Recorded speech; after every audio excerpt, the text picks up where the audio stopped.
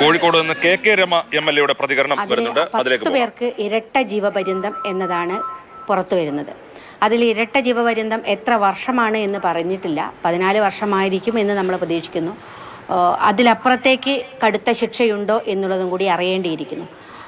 ഏതായാലും കുടുംബം ഇപ്പം ഈ ഒരു ശിക്ഷ തൃപ്തികരമല്ല എന്നുള്ളതാണ് കുടുംബം അഭിപ്രായപ്പെട്ടിരിക്കുന്നത്. കുടുംബം അതുമായി ബന്ധപ്പെട്ട് അപ്പീൽ കോടതിയിലേക്ക് പോകുമെന്ന് തന്നെ നമുക്ക് പ്രതീക്ഷിക്കാം.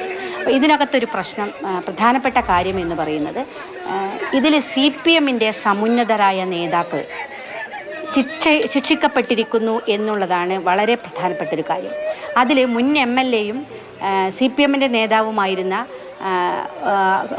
പ്രധാനപ്പെട്ട ഒരാൾ KV കുഞ്ഞിരാമൻ, അദ്ദേഹത്തിന് 5 വർഷം തടവ് ശിക്ഷ വിധിച്ചിരിക്കുന്നു എന്ന് പറയുന്നത് ചെറുതല്ല.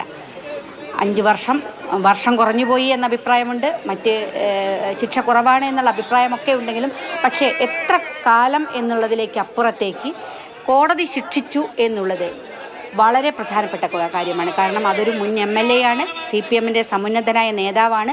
ആ നേതാവും ഈ ഒരു കൊലപാതകത്തിന് ആസൂത്രണം ചെയ്യാൻ, അല്ലെങ്കിൽ ഈ കൊലയാളികളെ രക്ഷപ്പെടുത്താൻ, കൊലയാളികൾക്ക് സംരക്ഷണം ഒരുക്കാൻ ഇതൊക്കെ ചെയ്തു കൊടുക്കുകയും ഈ കൊലയുമായി ബന്ധപ്പെട്ട കാര്യങ്ങളൊക്കെ അറിയാമായിരുന്നു എന്നുള്ളത് ആണ് ഇതിനകത്തെ ഒരു പ്രധാന കാര്യം.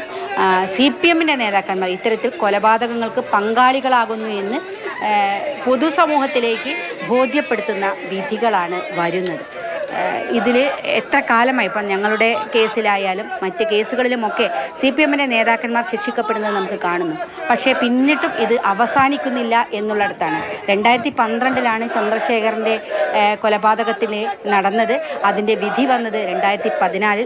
അന്നും CPM നേതാക്കന്മാർക്ക് ശിക്ഷ ഉണ്ടായിരുന്നു. അതിനുശേഷം 2019 ഈ 2 ചെറുപ്പക്കാരുടെ കൊലപാതകം നടക്കുന്നത്. അപ്പോൾ CPM ഇത് അവസാനിപ്പിച്ചിട്ടില്ല. ഇതാണ് ഇതിനകത്തെ ഏറ്റവും കാതലായ കാര്യം. ഈ കൊലവാൾ താഴെ വയ്ക്കാൻ എന്നാണ് ഈ പാർട്ടി തയ്യാറാവുക? ഇത്രയും നേതാക്കന്മാർക്ക് ശിക്ഷ കിട്ടിയിട്ടും അതിനെ തള്ളി ഇനി ഞങ്ങൾ ആ തരത്തിൽ നീങ്ങുന്നില്ല എന്ന് പറയാൻ ഒരു പ്രധാനപ്പെട്ട പാർട്ടി, ഒരു ഇടതുപക്ഷ പാർട്ടി തയ്യാറാവുന്നില്ല എന്നുള്ള ഒരു വിഷയം ഇപ്പോഴും ഇരിക്കുകയാണ്. കഴിഞ്ഞ ദിവസം ശിക്ഷ പ്രഖ്യാപിച്ചപ്പോഴും CPM നേതാക്കന്മാർ ന്യായീകരിക്കുന്നതാണ് നമ്മൾ കണ്ടത്. അവരല്ല കുറ്റം, ഞങ്ങളിത് ചെയ്തിട്ടില്ല എന്ന് അവർ പറഞ്ഞുകൊണ്ടേയിരിക്കുകയാണ്. ഇപ്പോഴും അത് തന്നെയായിരിക്കും പറയുന്നത് എന്ന് നമുക്കറിയാം. ഞങ്ങൾ ഈ കൊലപാതകത്തിൽ പങ്കെടുത്തിട്ടില്ല. കാലാകാലം അവർ പറഞ്ഞുകൊണ്ടിരിക്കുന്ന ഒരേ ഒരു വാചകം അത് മാത്രമായിരിക്കും.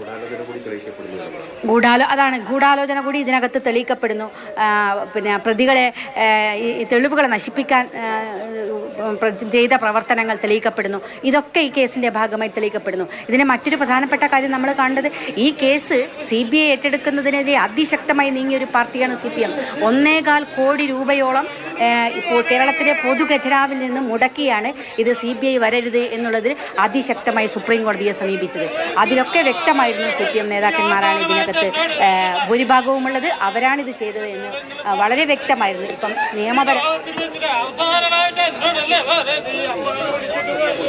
കെ രമയുടെ പ്രതികരണമാണ് കണ്ടത്. എന്നാണ് CPM ഈ കൊലവാൾ താഴെ വെക്കുന്നത്? 2012 TP ചന്ദ്രശേഖരൻ കൊല്ലപ്പെടുന്നു. അതിനുശേഷം 2019 ഈ 2 ചെറുപ്പക്കാർ പെരിയയിൽ കൊല്ലപ്പെടുന്നു. ഇതിങ്ങനെ തുടർച്ചയായി ഉണ്ടാകുന്നു. ഇതിലെല്ലാം CPM നേതാക്കൾ പ്രതികളാവുന്നു, ശിക്ഷിക്കപ്പെടുന്നു. എന്ന് CPM കൊലവാൾ താഴെ വെക്കും എന്നുള്ളതാണ് കെ രമ ചോദിക്കുന്നത്.